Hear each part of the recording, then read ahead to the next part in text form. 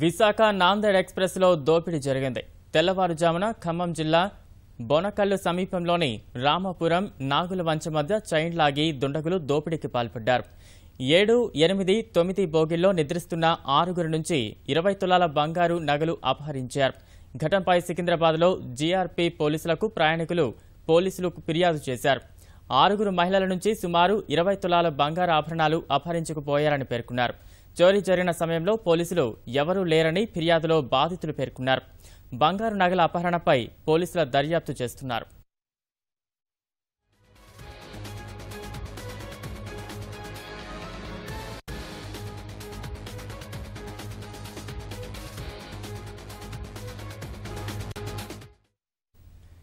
Visakha Nanded express లో దోపిడీ జరిగింది.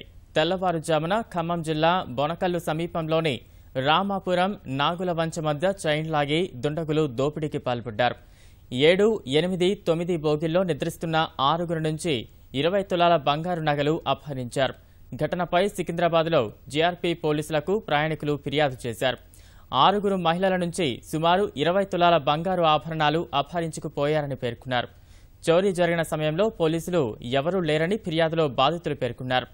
బంగారు నగల అపహరణపై పోలీసులు దర్యాప్తు చేస్తున్నారు.